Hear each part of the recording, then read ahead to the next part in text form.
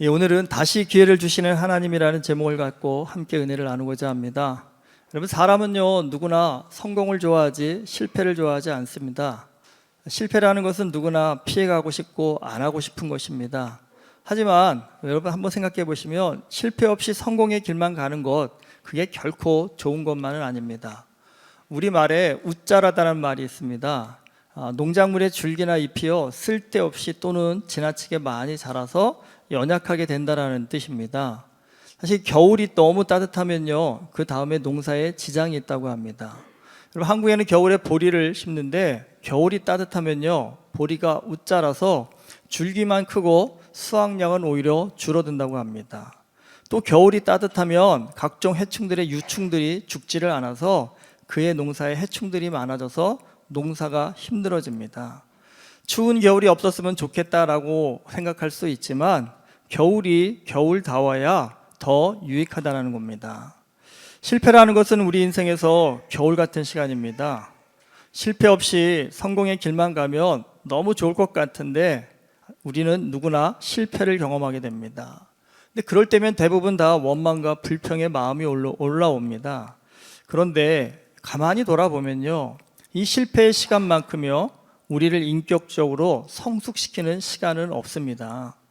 세상에는요 실패 없이 성공의 길을 쭉쭉 나가는 사람도 분명히 있습니다.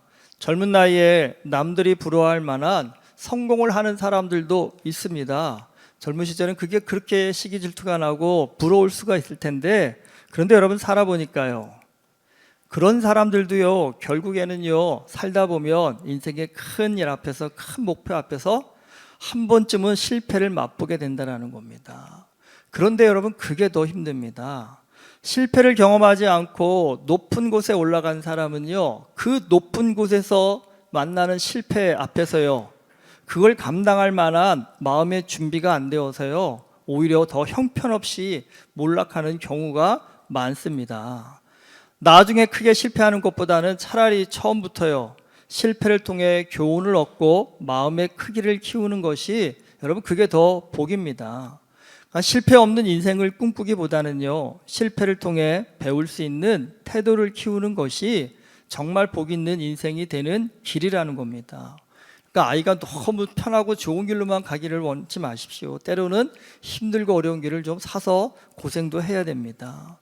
여러분, 미국의 대통령으로 모두의 존경을 받는 링컨은요 선거에만 나가면 떨어지는 그런 정치인이었습니다. 그 떨어진 이력을 보니까요 24살에 주의회 의원 낙선을 했고 31살에 대통령 선거원 낙선을 했고 34살에 국회의원 선거에 나가 떨어졌고 46에 또 국회의원에서 떨어졌습니다. 그리고 47에는 부통령에서 낙선이 되었고 49살에는 상원 의원을 낙선을 했다고 합니다. 하도 선거에 떨어지다 보니까요 그의 친구들이 무슨 나쁜 맘 먹을까 봐 모든 칼과 면도날을 링컨 주변에서 다 치워버릴 정도였다고 합니다. 그런데 참 이분이 성격이 좋더라고요. 거듭되는 낙선 속에서도 낙선 때마다 링컨은 스스로에게 이런 말을 했다고 합니다. 나는 낙선했다는 이야기를 들으면 곧바로 음식점으로 달려간다. 그리고는 배가 부를 정도로 많이 먹는다. 그 다음에 이발소로 가서 머리를 곱게 다듬고 기름도 듬뿍 바른다. 이제 아무도 나를 실패한 사람으로 보지 않을 것이다. 왜냐하면 난 이제 곧바로 또 시작을 할 것이니까 말이다. 배가 든든하고 머리가 단정하니 내 걸음걸이가 곧을 것이고 내 목에서 나오는 목소리는 힘이 찰 것이다. 내 스스로 다짐한다. 다시 힘을 내자. 에이브럼 링컨. 여러분, 실패해도 다시 일어선 링컨은요 59살의 나이에 드디어 미국 대통령에 당선이 됩니다.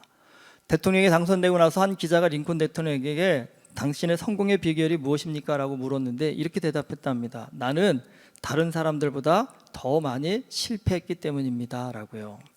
실제로 링컨은 대통령이 되고 나서요 대통령이 임명해야 될 자리가 얼마나 많습니까? 근데 그 중요한 자리에는요 어떤 사람을 임명했냐면 선거에 떨어져 본 사람을 임명했다고 합니다. 왜 그러냐면 선거에 떨어져 본 사람이 간절함의 의미를 알고요 간절함을 아는 사람이 맡은 일에 최선을 다하기 때문이라고 합니다. 시내산에 올라간 모세가 40일이 되어도 노려오지 않으니까 기다림에 지친 이스라엘 백성들이 금송아지를 만들고 그 앞에서 먹고 마시고 즐깁니다. 이건 우상을 섬기지 말라는 하나님의 계명을 어긴 엄청난 잘못입니다. 하나님께서요, 이스라엘 백성 모두를 멸하시겠다고 화를 내실 정도의 큰 죄입니다. 그러나 입장을 바꿔서 이스라엘 백성들 입장에서는요, 할 말이 없는 건 아닙니다. 하나님 몰라서 그랬습니다. 하나님을 섬기는 신앙을 어떻게 하는지 제대로 알 수 있는 시간이 우리에게는 없었습니다. 솔직히 여러분, 우리가 실수나 실패를 할 때는 왜 그럴까요? 대부분 몰라서 그런 겁니다. 알았다면 누구도요, 실수나 실패를 하지 않았을 겁니다. 몰라서 그럴 수 있습니다. 여러분, 하지만 중요한 게 있습니다. 그 다음입니다. 몰라서 그랬으면요, 그래서 혼이 났으면 어떻게 해야 될까요? 여러분, 그때부터는 좀 제대로 알기 위해서 열심히 배워야 하지 않을까요? 같은 실수와 실패를 반복하지 않기 위해서 스스로를 돌아보아야 하지 않겠습니까? 그래서 지혜로운 사람은요, 실패를 통해서 교훈을 얻지만 미련한 사람은 실패를 통해서 원망만 키운다고 합니다. 금송아지를 만든 이스라엘 백성들의 행동은 정말 어리석은 짓입니다. 하지만 그래도 그들은요, 그 일을 통해서 우상 숭배를 하나님께서 얼마나 싫어하시는지를 좀 배웁니다. 물론 세월이 많이 흐른 뒤에는 그 우상 숭배의 잘못을 이스라엘이 반복하지만 적어도 지금 이 순간만큼은요, 그들은 자신들의 잘못을 돌아볼 줄 아는 지혜를 가졌다는 겁니다. 그래서 지난주에 말씀드린 것처럼 우상을 기념하는 몸에 장신구를 다 떼어내고 하나님께서 모세와 대화하시는 회막을 향해서 예배를 드렸다고 했습니다. 우리가 실수를 하고도 뻔뻔하면 징계를 받지만 자신의 실수를 인정하고 겸손한 태도를 가지면 여러분 긍휼을 입습니다. 자신들의 잘못을 인정하고 하나님 앞에 다시 서고자 하는 이스라엘 백성에게 하나님께서 긍휼을 베푸십니다. 모세가 처음에 받은 십계명의 돌판을 금송아지를 보고 화가 나서 던지는 바람에 깨져버렸습니다. 하나님께서 모세에게 처음 것과 같은 돌판을 준비해 갖고 다시 시내산 정상으로 올라오라고 하십니다. 그 돌판에 십계명을 다시 새겨 주시겠다고 합니다. 이건 무슨 의미냐면 하나님께서 이스라엘 백성들을 용서하고 다시 그들의 하나님이 되어 주시겠다는 일종의 계약서입니다. 이 돌판을 받는 자리에 모세만 오라고 하십니다. 그리고 산에 아무도 나타나지 못하게 하고 심지어는 양과 소도 산 앞에서 먹지 못하게 하라고 하십니다. 이 기념비적인 상황 아니겠습니까? 이 기념비적인 상황을 모두가 본다고 한다면 더 많은 의미가 있을 것 같은데 왜 못 보게 하신 것일까요? 여러분, 우리는 신앙생활할 때 항상 부딪히는 게 보아야 믿겠다라는 어떤 신앙의 어떤 욕구가 굉장히 강한데, 그런데 성경은 뭐라고 하냐면 보아야 믿는 믿음은 힘이 없다라고 얘기합니다. 요한복음 20장에서요, 부활하신 예수님을 보았다라는 제자들의 말에 도마가 이렇게 말합니다. 나는 그의 손에 못자국을 보며 내 손가락을 그 못자국에 넣으며 내 손을 그 옆구리에 넣어보지 않고는 믿지 아니하겠노라. 근데 그런 도마를 향해서 예수님이 다가가셔서 직접 확인시켜 주십니다. 그리고는 이렇게 말씀하십니다. 너는 나를 본고로 믿느냐? 보지 못하고 믿는 자들은 복되도다라고 합니다. 여러분, 사람을 외모로만 평가하는 사람은 살면서 상처를 입을 가능성이 굉장히 높습니다. 살아보신 분들은 아시죠? 사람의 외모가 내면까지 표현하는 건 아니라는 것을요. 그리고 또 이런 분들이 안타까운 건 뭐냐면 외모만 보고 사는 사람은 정말 마음을 따뜻하게 해주는 깊은 인간관계를 갖기가 어렵습니다. 사람을 진짜 제대로 볼 줄 아는 사람은요, 외모만으로 상대방을 평가하지 않습니다. 함께 시간을 보내면서 마음과 마음이 소통하는 일에 집중합니다. 그런데 이건 빛나 보이지도 않고 대단해 보이지도 않지만 여러분, 이런 관계는요, 인생에 있어서 정말 큰 힘이 됩니다. 믿음은요, 분명히 우리가 아셔야 될 것이 보는 것이 아니라 느끼는 것입니다. 하나님을 보아야 믿겠다라는 사람은요, 이렇게 갓난아기가 이렇게 얘기하는 것 똑같습니다. 엄마가 나를 낳은 장면을 내 눈으로 보아야만 엄마를 엄마로 인정할 거야 라고 말하는 것하고 똑같습니다. 여기 지금 태어날 때 엄마가 나 낳은 거 보신 분 있으세요? 근데 중요한 게 있습니다. 보셨을까요? 못 보셨을까요? 우리 다 봤습니다. 근데 왜 모를까요? 성경이 말하지 않습니까? 보아도 보지를 못한다라고요. 여러분, 그게 사람입니다. 우리가 보면 다 알 것 같지만 사람은 본다고 다 볼 수 있는 존재가 아니라는 겁니다. 그런데 우리가 나를 낳은 엄마를 어떻게 할까요? 살다 보니까 관계를 통해서 엄마가 엄마라는 것을 알게 되는 겁니다. 하나님도 그렇습니다. 여러분, 하나님을 본다고 우리가 볼 수 있을까요? 아니요. 하나님을 보아도 보지 못하는 게 우리입니다. 우리는 영적으로 갓난아기와 같아서요, 하나님이 내 눈앞에 딱 나타나서 나 좀 봐봐 그래도요, 하나님 어디 계세요? 안 보이는데요? 이런 사람입니다. 믿음이라는 것은요, 보는 것이 아니라 느끼는 겁니다. 우리가 믿음 생활을 하면서 하나님이 살아계시다라는 걸, 하나님이 나와 함께 하신다라는 것을 날마다 조금씩 느껴가면서 어린아이가 어느 날 갑자기 자라는 것이 아니라 조금씩 자라나는 것처럼 우리의 믿음도 그렇게 자라나게 된다는 겁니다. 하나님께서 그걸 좀 이스라엘 백성들에게 알려주신 겁니다. 그리고는 양도 소도 산에 올라가지 못하게 하십니다. 왜 그러셨을까요? 양과 소는 자기 멋대로 갈 수 있는 건데요, 왜냐하면 이 엄중한 시기에도요, 먹고 사는 일에만 신경이 팔려갔고요, 하나님을 바라보지 못하는 어리석음을 좀 범치 말라라는 겁니다. 여러분, 살면서 먹고 사는 일 얼마나 중요합니까? 먹고 살기 위해서 정말 열심히 일해야 합니다. 하지만 성경이 뭐라고 얘기합니까? 사람은요, 떡으로만 사는 존재가 아니라고 얘기합니다. 먹고 사는 일이요, 아무리 중요해도요, 하나님을 만나고요, 하나님을 예배하는 것보다 중요할 수 없다라는 겁니다. 내 소가 거기 풀려져 있다 한다면 시내산 정상에서 하나님이 모세에게 말씀하시는 그 장면에 집중할까요? 우리 소가 저기서 풀 잘 뜯어 먹나? 저 위로 올라가는 건 아닌가? 여기에 신경이 팔릴까요? 생각해 보십시오, 여러분. 일주일 내내 하나님께서 우리에게 먹고 사는 하나님께 집중하라고 하지 않지 않습니까? 평일에 열심히 일하고 주일에 예배는 드리라고 하지 않습니까? 모세를 불러서 다시 언약을 세우시면서 말씀하신 내용 중에 보면 다른 신에게 절하지 말라라는 말씀이 있습니다. 이 말씀은 근데 성경에 보면 하나님이 거듭 반복하여 강조하십니다. 여러분, 다른 신에게 절하지 말라라는 것, 그게 단순히 우상의 신상 앞에 가서 절하지 말라라는 그런 의미일까요?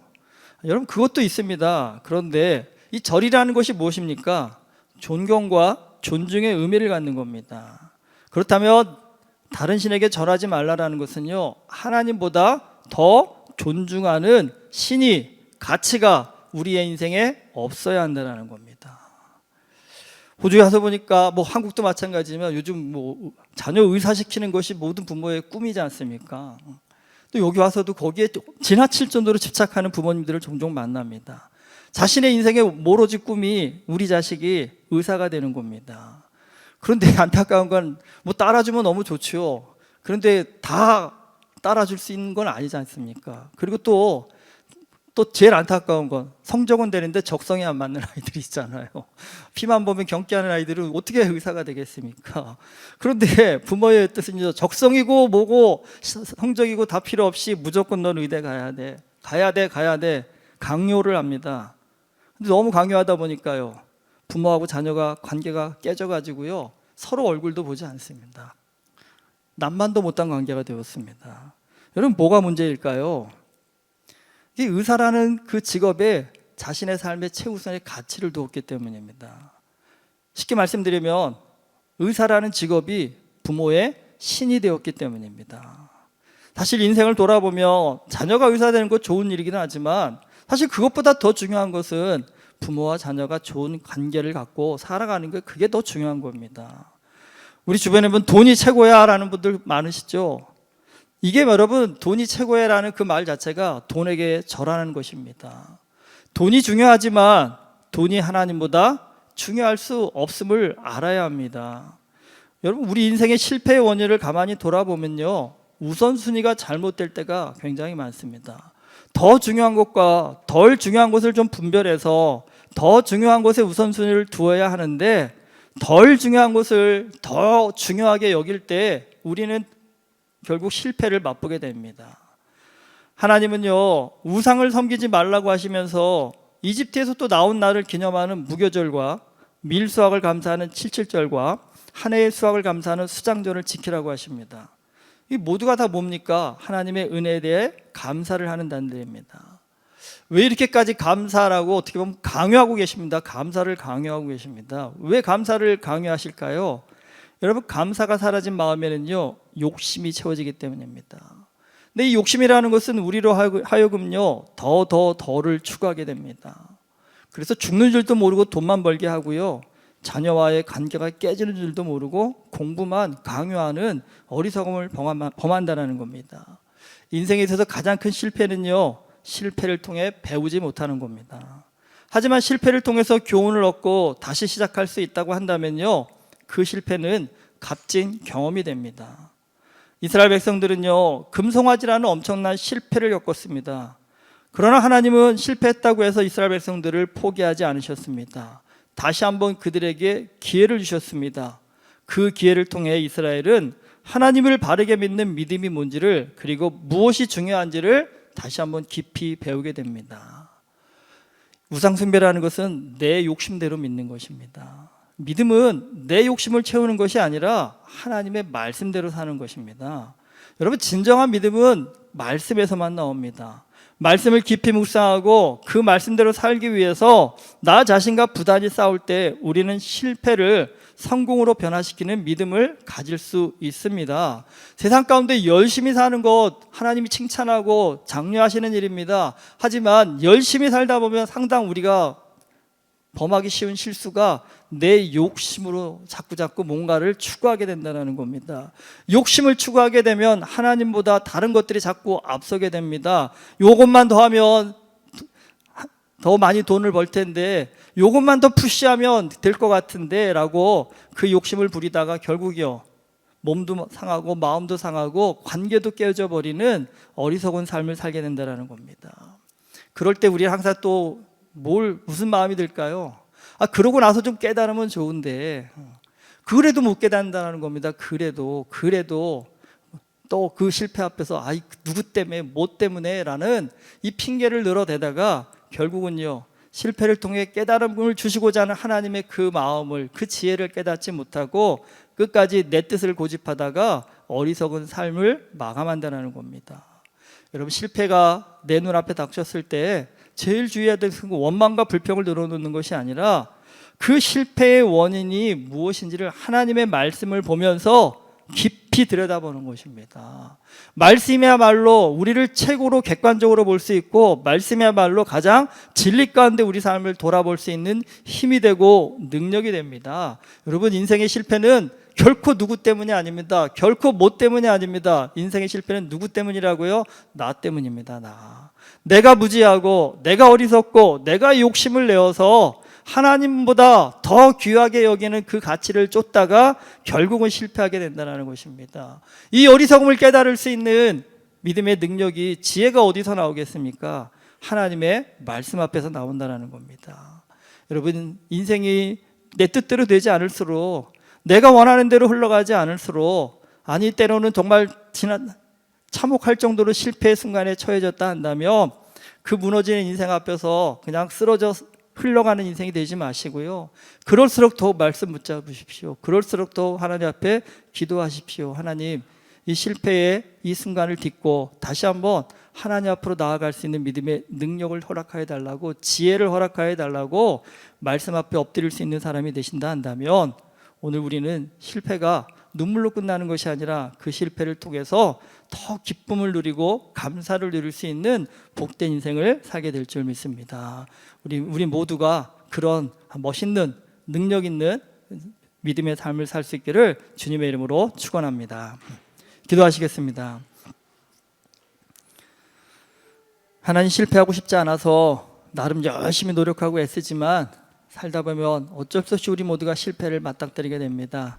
그럴 때마다 한탄스럽고 안타깝고 원망스러울 때가 많습니다. 그러나 가만히 돌아보면 내가 무지하여서 어리석어서 결국은 실패하게 되었습니다. 그런데 하나님은 그 실패한 우리를 포기하지 않으십니다. 그 실패한 우리에게 손을 내미시며 다시 한번 우리 삶을 돌아보라고 합니다. 무엇이 진리이고 무엇이 진짜인지를 돌아보라고 하십니다. 그래서 우리의 영의 눈을 열어서 다시 한번 복된 인생의 길을 걸어갈 수 있는 기회를 허락하여 주십니다. 하나님 아버지, 실패했다고 하나님이 주시는 다시 주시는 기회를 포기하는 어리석은 자가 아니라 실패 속에서 더욱더 하나님 손 굳게 붙잡고 하나님께서 주시는 그 기회를 선용하여서 아름다운 믿음의 삶을 살아갈 수 있는 우리가 되게 하여 주시옵소서. 그런 지혜로운 능력 있는 삶을 살기 위해서 날마다 주님 말씀 앞에 엎드릴 수 있는 우리 모두가 되어줄 수 있도록 우리에게 신령한 은혜를 허락하여 주시옵소서. 예수 그리스도 이름으로 기도드립니다. 아멘.